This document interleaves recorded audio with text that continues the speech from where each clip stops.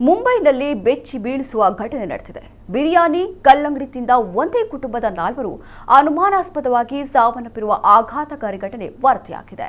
40 ವರ್ಷದ ಅಬ್ದುಲ್ಲಾ ಡೋಕಾಡಿಯಾ, ಅವರ ಪತ್ನಿ 35 ವರ್ಷದ ನಸೀನ್ ಡೋಕಾಡಿಯಾ, ಅವರ ಪುತ್ರಿಯರಾದ 16 ವರ್ಷದ ಆಯಿಷಾ ಹಾಗೂ 13 ವರ್ಷದ ಜೈದಾ ಮೃತಪಟ್ಟವರು.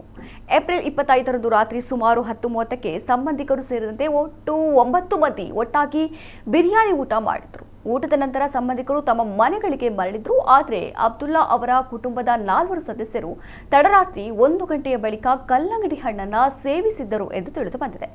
ಏಪ್ರಿಲ್ 26ರ ಮುಂಜಾನೆ 5:30ರ ಸುಮಾರಿಗೆ 4 ತೀವ್ರ ವಾಂತಿ ಮತ್ತು ಬೇಧಿ ಶುರುವಾಗಿದೆ. ತಕ್ಷಣ ಅವರನ್ನ ಕುಟುಂಬದ ವೈದ್ಯರ ಬಳಿ ಕರೆದೊಯ್ಯಲಾಗಿತ್ತು ಮತ್ತೆ ಹೆಚ್ಚಿನ ಚಿಕಿತ್ಸೆಗೆ ಬೇರೆ ಆಸ್ಪತ್ರೆಗೆ ಕರೆದೊಯ್ಯಲಾಯಿತು. ಆದರೆ ಚಿಕಿತ್ಸೆ ಫಲಿಸದೆ 4 ಕೊನೆಯುಸಿರೆಳೆದಿದ್ದಾರೆ. ಇನ್ನು 4 ಸಾವಿನ ಕಾರಣ ತನಿಖೆಯಿಂದ ತಿಳಿದು ಬರಬೇಕಿದೆ.